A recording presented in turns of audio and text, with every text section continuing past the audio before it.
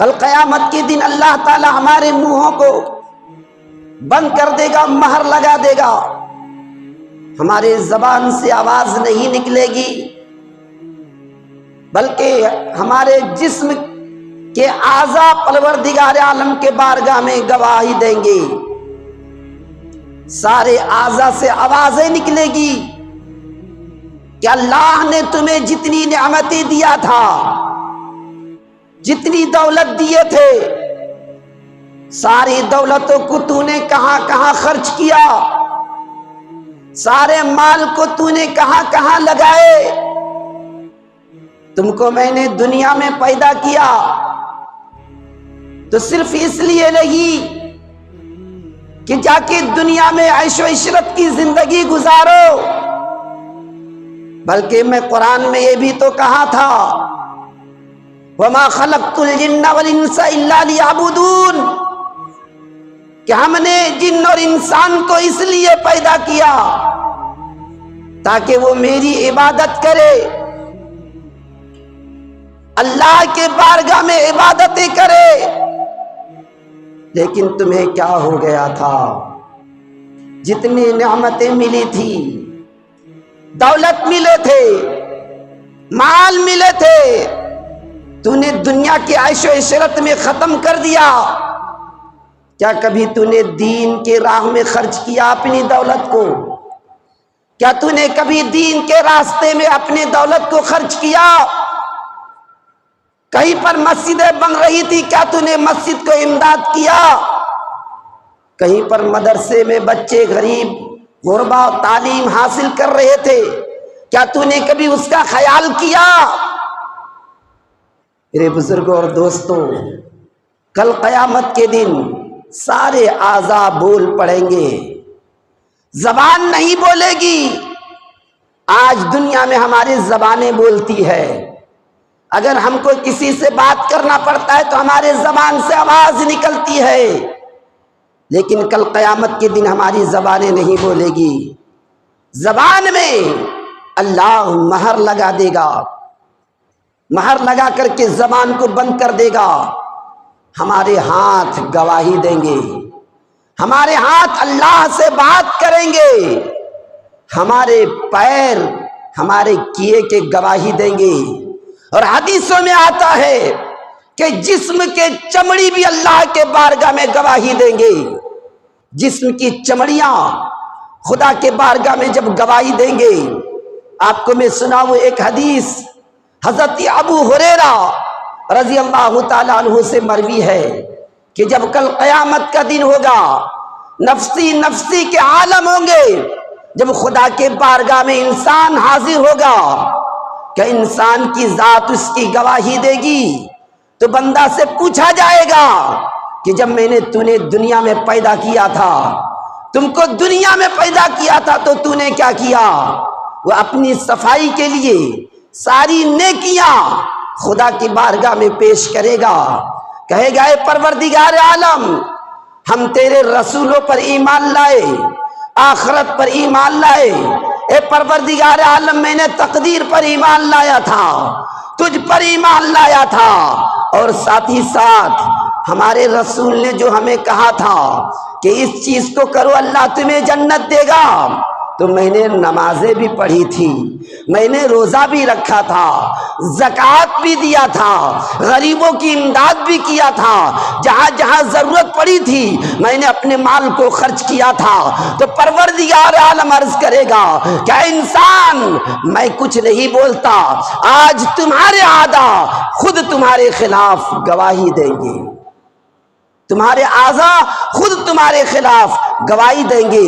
تو نے تو پیش کر دیا کہ میں نماز پڑھتا تھا، تو نے تو پیش کر دیا کہ میں روزہ رکھتا تھا، تو نے تو پیش کر دیا کہ میں زکوٰۃ دیتا تھا، لیکن یہ تمہارے اعضاء آج گواہی دیں گے اور بتائیں گے کہ تو نماز کس کے لیے پڑھ رہا تھا، زکوٰۃ کس کے لیے دے رہا تھا، روزہ کس کے لیے رکھ رہا تھا، غریبوں کی امداد کس کے لیے کر رہا تھا۔ میرے بزرگوں اور دوستوں، اس وقت ہمارے اعضاء جب گواہ بن جائیں گے تو ساری حقیقت اللہ کے بارگاہ میں ہماری نظر آئے گی، اور ساری باتیں سارے جرم خدا کے بارگاہ میں ہمارے کھل جائیں گے۔ تو انسان کے اعضاء جب خدا کی بارگاہ میں گواہی دیں گے تو قرآن کی آیت بتاتی ہے 24ویں پارے میں اللہ تعالیٰ ارشاد فرماتا ہے وَقَالُوا لِجُلُودِهِمْ لِمَا شَهِدتُّمْ عَلَيْنَا قَالُوا أَنطَقَنَا اللَّهُ الَّذِي أَنطَقَ كُلَّ شَيْءٍ۔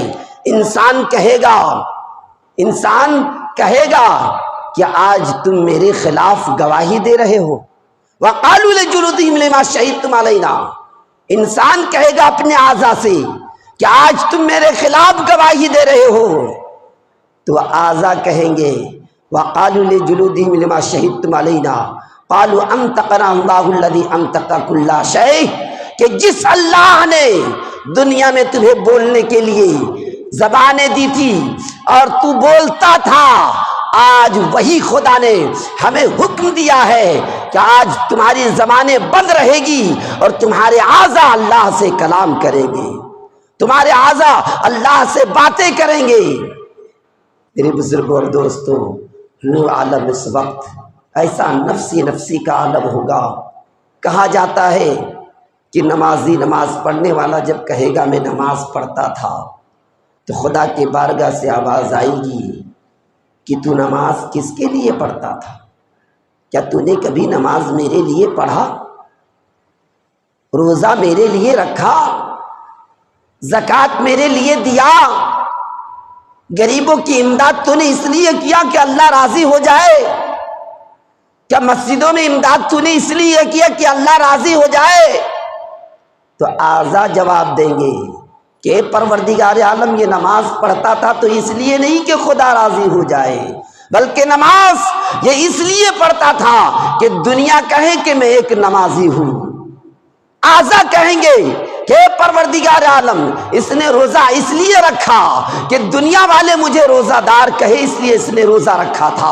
اعضاء کہیں گے کہ پروردگار عالم اس نے زکوٰۃ اس لیے دیا، لوگوں کی امداد اس لیے کیا تاکہ لوگ اس سے مالدار کہیں اور کہیں کہ یہ لوگوں پر امداد کرتے ہیں، لوگوں کو بانٹتے ہیں، جہاں پر ضرورت پڑتی ہے مدد کریں گے۔ اعضاء کہیں گے پروردگار عالم یہ جتنے نیکیاں اس وقت کیا ہے، جتنے کام اس نے اس وقت کیا ہے، وہ تمہارے لیے نہیں بلکہ دنیا والوں کے لیے کیا تھا۔ تو اللہ تعالیٰ کا حکم ہوگا کہ فرشتوں اس کو گھسیٹ کر جہنم میں داخل کر دو، گھسیٹ کر جہنم میں داخل کر دو۔ وہ شخص عرض کرے گا اے پروردگار عالم، میں دنیا میں نماز بھی پڑھتا تھا، روزہ بھی رکھتا تھا، زکوٰۃ بھی دیتا تھا، پھر آج مجھے جہنم کا حصہ کیوں بن رہا ہے؟ مجھے جہنم میں کیوں ڈال رہے ہو؟ تو پروردگار عالم کہے گا کہ اے شخص، تو نے نماز پڑھا تھا دنیا والوں کے لیے، تمہاری نمازیں ختم ہو گئی، روزہ رکھا تھا دنیا والوں کے لیے، تمہارے روزے ختم ہو گئے، تو نے جتنے بھی عبادتیں کی تھی دنیا والوں کو دکھانے کے لیے کیا تھا، ساری عبادت تمہارے منہ پہ مار دی جاتی ہے، تو نے دنیا میں کوئی عبادت میرے لیے نہیں کیا۔ ذرا غور کرو اور سوچو کہ آج ہمارا کیا حال ہے، آج ہمارا کیا عالم ہے۔ آج ہم مسجد میں نماز پڑھنے کے لیے اس لیے آتے ہیں کہ دنیا ہمیں نمازی کہے۔ آج ہم جمعہ کی 2 رکعت نماز اس لیے پڑھتے ہیں کہ ہم ایک مسلمان ہیں۔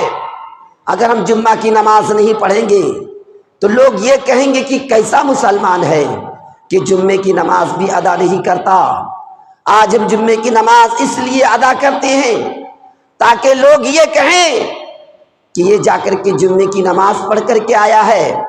ذرا غور کرو یہ ہماری نمازیں کیسی ہے، ہماری عبادتیں کیسی ہے۔ اذان کی آواز ہمارے کانوں تک پہنچتی ہے، گلیوں میں گھومتے ہوئے نظر آتے ہیں، محلوں میں تفریح کرتے ہوئے نظر آتے ہیں، ایک دوسرے سے باتیں کرتے ہوئے نظر آتے ہیں۔ کیا تمہیں یہ معلوم نہیں ہے کہ وہی قرآن کہہ رہا ہے یا ایھا الذین آمنوا اذا نودی للصلاۃ یوم الجمعہ، کہ ایمان والو جب اذان کی آواز تمہارے کانوں تک پہنچے، جب اذان کی آواز تمہارے کانوں تک پہنچے تو تم کوئی بھی کاروبار کر رہے ہو تو کاروبار کو بند کر دو، دکان کو بند کر دو، مکانات کو بند کر دو اور مسجدوں میں حاضر ہو کر اللہ کی عبادتیں کرو۔ کیا قرآن نے نہیں کہا ہمیں؟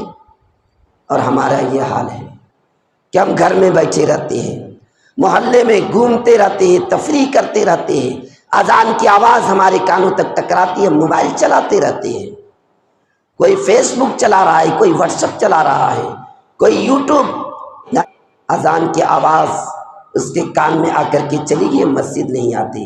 ہم مسجد کب آتے ہیں؟ جب امام خطبہ میں ہوتا ہے، اور بہت سے لوگ ایسے ہیں مسجد اس وقت آتے ہیں کہ اس سے یہ معلوم ہوتا ہے کہ امام اب مصلی میں جائے گا۔ ذرا سوچو، کیا یہی عبادت ہمیں جنت لے کے جائے گی؟ کیا یہی عبادت کے ذریعے ہم جنت میں جائیں گے کہ امام خطبے میں کھڑا ہوا مسجد میں آئے، امام مصلی میں کھڑا ہوا مسجد میں آئے؟ ارے یہ عبادت تمہیں کل قیامت کے دن ذرہ، یہ عبادت تمہارے منہ میں مار دی جائے گی۔ اگر عبادت کرنا ہے تو اخلاص کے ساتھ کرو، اخلاص کے ساتھ عبادت کرو۔ اخلاص ہماری یہ ہونی چاہیے کہ جب اذان کی آواز ہمارے کان تک پہنچے اس سے پہلے ہم مسجد میں آ کر کے حاضر ہو جائیں، مسجد میں جا کر بیٹھ جائیں۔ ارے مسجد یہ اللہ کا گھر ہے، ہم اگر دنیا کے کسی جگہ پر جا کر کے بیٹھ جائیں گے تو ہمیں کوئی نیکیاں نہیں ملے گی، ہمارے اعمال میں کچھ نہیں لکھا جائے گا۔ لیکن یہی ایک اللہ کا گھر ہے۔ اگر ہم مسجد میں آ کر کے بیٹھ جاتے ہیں اور اگر صرف نیت ہماری یہ ہوتی ہے نویت سنت الاعتکاف، آپ اپنے زبان سے کچھ نہ پڑھیں، اپنے زبان کو ہلائے بھی نہیں، جتنا دیر آپ مسجد میں بیٹھتے ہیں آپ کے بیٹھنے کا بھی ثواب لکھا جاتا ہے، بیٹھنے کا ثواب لکھا جاتا ہے۔ اور اگر آپ بیٹھ کر تسبیح کر رہے ہیں تو بیٹھنے کا بھی ثواب ملتا ہے، تسبیح کرنے کا بھی ثواب ملتا ہے۔ قرآن کی تلاوت کر رہے ہیں تو قرآن پڑھنے کا بھی ثواب ملتا ہے۔ یعنی مسجد میں آ کر کے آپ جتنے بھی یہاں پر آ کے تسبیح کریں گے، تسبیح کرنے کا بھی ثواب، بیٹھنے کا بھی ثواب، قرآن کی تلاوت کرنے کا ثواب۔ اگر آپ کو قرآن پڑھنے نہیں آتا، کوئی قرآن پڑھ رہا ہے اس کو سن رہے ہیں تو سننے کا بھی ثواب مل رہا ہے۔